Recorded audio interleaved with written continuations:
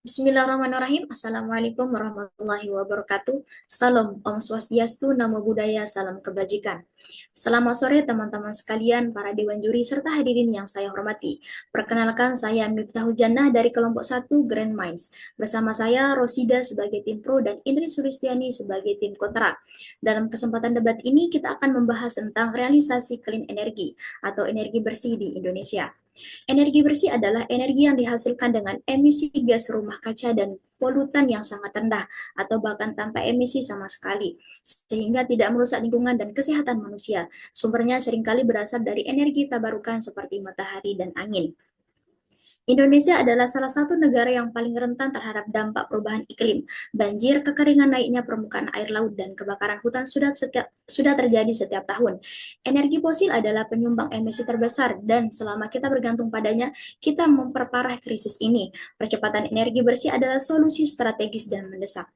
Indonesia masih bergantung 80% pada energi fosil seperti batu bara dan minyak bumi. Setiap tahun, pemerintah mengeluarkan triliunan rupiah untuk subsidi bahan bakar fosil. Sementara itu, pengembangan energi bersih berjalan lambat karena kekurangan dana dan investasi. Padahal Indonesia memiliki potensi besar energi bersih, sinar matahari, panas bumi, dan angin yang melimpah. Transisi energi sedang menjadi perlombaan global. Banyak negara mulai meninggalkan bahan bakar fosil menuju energi bersih demi menyelamatkan iklim. Namun, jalan menuju energi hijau tidak pernah mudah. Negara-negara demokratis sering tersendat oleh tarik-menarik kepentingan politik, birokrasi, dan kebijakan yang berubah-ubah. Sebaliknya, rezim otoriter seperti Tiongkok bisa bergerak cepat membangun infrastruktur hijau, meski kerap mengabaikan aspek keadilan sosial dan lingkungan. Pertanyaannya, di mana posisi Indonesia? Tahun 2025 menjadi tonggak penting dalam transformasi sektor energi nasional. Pemerintah Indonesia melalui Kementerian Energi dan Sumber Daya Mineral resmi menerbitkan Peraturan Menteri Nomor 10 Tahun 2025 yang mengatur peta jalan transisi energi nasional. Peraturan ini menjadi payung hukum dalam upaya pengurangan emisi gas rumah kaca dan penguatan peran tabaru energi baru terbarukan di Indonesia. Dalam debat sore hari ini, kami membatasi pembahasan pada upaya pemerintah Indonesia dalam mempercepat transisi menuju energi bersih. Baik, selanjutnya kepada Rosida dipersilakan untuk memberikan statement atau argumen terkait energi bersih di Indonesia. Silakan. Terima kasih kepada Kak Ingri. Dewan juri dan teman-teman yang berbahagia, energi adalah sumber kehidupan. Namun, cara kita menghasilkannya yang menentukan apakah bumi kita tetap layak dihuni atau tidak. Energi bersih penting bukan hanya karena ramah lingkungan, tapi karena ia menjamin kehidupan generasi yang akan datang. Negara memiliki kewajiban untuk menjamin akses energi yang berkelanjutan, terjangkau, dan adil bagi seluruh rakyatnya. Karena itu, beralih menuju energi terbarukan bukan lagi pilihan, melainkan keharusan, khususnya bagi Indonesia. Dalam rangka transisi menuju energi bersih, semua pihak harus terlibat. Pertama, negara sebagai penjamin kebijakan. Kedua, industri sebagai penggerak inovasi. Dan ketiga, masyarakat sebagai pengguna yang sadar. Saya akan bagi argumen ini menjadi 3 poin. Yang pertama, justifikasi mengapa Indonesia harus beralih ke energi bersih. Juri sadari di status quo, sistem energi Indonesia masih sangat bergantung pada bahan bakar fosil seperti batu bara, minyak bumi, dan gas bumi. Pertama, energi fosil itu tidak berkelanjutan. Pembakaran batu bara dan minyak menjadi penyumbang utama emisi karbon yang memicu krisis iklim, mengancam kesehatan dan merusak ekosistem. Jika Indonesia tetap bergantung pada sumber ini, maka krisis lingkungan akan berdampak langsung pada ketahanan pangan, ketersediaan air, hingga kualitas hidup masyarakat. Artinya, keberlanjutan ekonomi dan kesejahteraan rakyat yang menjadi amanat pasal 2 Undang-Undang Nomor 30 Tahun 2007 tentang energi tidak akan pernah tercapai tanpa keadilan menuju sumber energi yang bersih. Kedua, energi bersih adalah bentuk kemandirian dan keadilan energi. Undang-Undang Nomor 30 Tahun 2007 Pasal 20 dengan tegas mewajibkan pemerintah untuk mengembangkan energi baru dan terbarukan secara berkelanjutan. Artinya, transisi energi bukan sekadar pilihan kebijakan, tetapi kewajiban hukum untuk menjamin akses energi yang merata dan berkeadilan bagi seluruh rakyat Indonesia. Indonesia menjadi kekayaan sumber daya alam yang sangat besar untuk mendukung hal ini. Berdasarkan data Kementerian ESDM tahun 2023, potensi energi terbarukan nasional mencapai lebih dari 3.600 gigawatt, terdiri dari tenaga surya, angin, hidro, panas bumi, dan juga biomasa. Jauh melampaui kapasitas pembangkit listrik nasional yang masih sekitar 83 gigawatt dan didominasi oleh batu bara. Energi surya dan angin kini juga terbukti lebih efisien secara biaya dibanding PLTU fosil, sehingga pengembangannya akan memperkuat kemandirian energi-energi di daerah, sekaligus mengurangi ketergantungan pada sumber energi fosil. Ketiga, energi bersih kini semakin rasional secara ekonomi. Data International Renewable Energy Agency (IRENA) menunjukkan bahwa biaya produksi listrik dari energi surya dan angin sudah lebih rendah dibandingkan dengan PLTU batubara di banyak negara. Dengan Perpres nomor 112 tahun 2022, Indonesia telah menetapkan harga patokan listrik EBT dan membuka peluang investasi besar untuk proyek energi bersih. Pasar karbon nasional yang diatur melalui Perpres nomor 58 tahun 2021 juga membuka skema ekonomi baru. Keempat, komitmen global menuntut tanggung jawab nasional. Melalui UU nomor 16 tahun 2016 yang meratifikasi Paris Agreement, Indonesia berjanji menurunkan emisi hingga 43,2% pada tahun 2030. Karena itu, peralihan ke energi bersih adalah bentuk komitmen Indonesia pada kesepakatan internasional dan bentuk kontribusi di tengah perubahan iklim global. Maka, alasan mengapa Indonesia harus beralih ke energi bersih sederhana dan fundamental.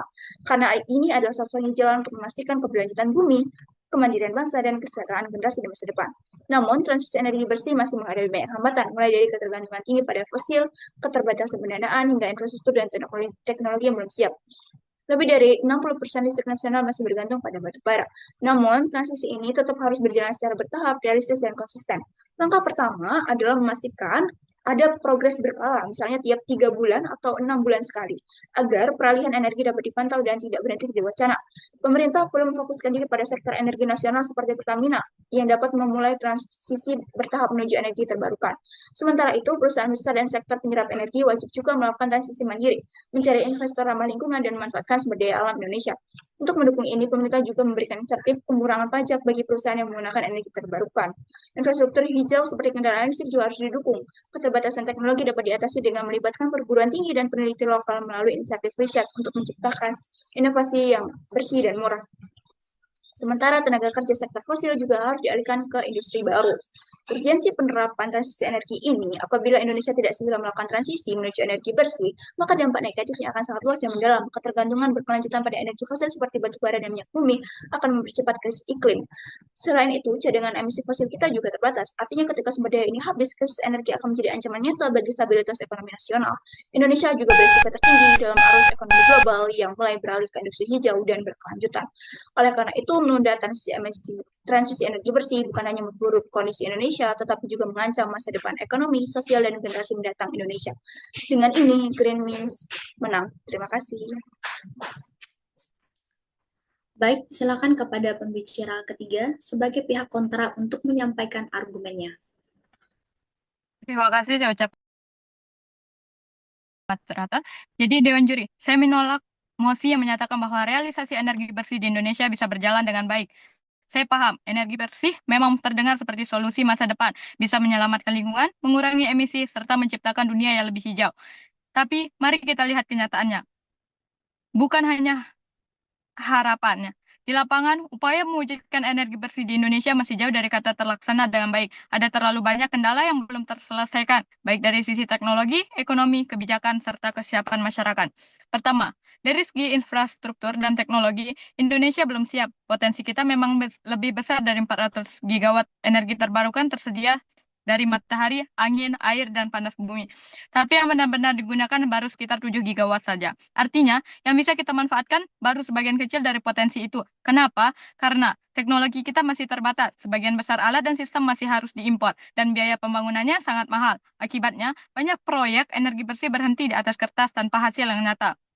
Kedua, jangan lupakan bahwa Indonesia masih sangat tergantung pada energi fosil. Lebih dari 60% listrik kita masih berasal dari batu bara, minyak bumi, serta gas. Pemerintah juga memberikan subsidi besar untuk bahan bakar fosil karena dianggap paling murah dan stabil untuk kebutuhan nasional.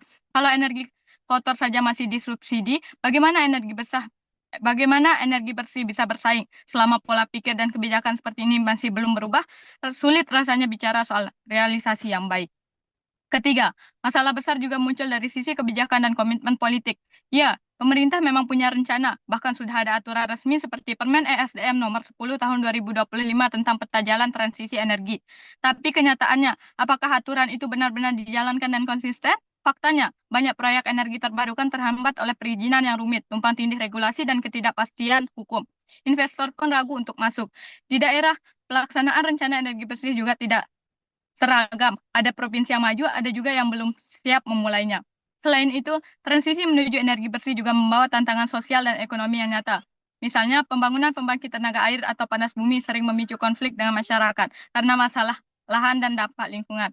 Di sisi lain, biaya listrik dari energi terbarukan masih lebih tinggi dibandingkan energi fosil. Kalau masyarakat belum siap secara ekonomi, transisi ini juga pasti membebani mereka.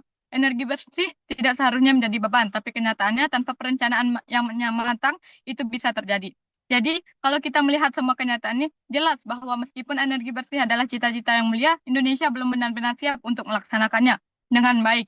Potensi besar tidak berarti kemampuan besar. Selama teknologi belum mandiri, infrastruktur belum memadai, kebijakan belum konsisten, dan masyarakat belum siap, maka realisasi energi bersih masih jauh dari harapan. Karena itu, saya dengan tegas menolak mosi bahwa realisasi energi bersih di Indonesia dapat terlaksana dengan baik. Terima kasih. Baik, terima kasih atas pembicara tiga atas argumennya. Kesimpulan dari pembahasan debat sore hari ini tentang energi bersih di Indonesia, bahwa energi bersih di Indonesia belum benar-benar siap untuk diwujudkan. Akan tetapi, untuk mencapai energi bersih bisa dilakukan dengan cara bertahap. Terima kasih kepada semua pihak telah berkontribusi dalam debat sore hari ini. Sekian dari kami. Wassalamualaikum warahmatullahi wabarakatuh.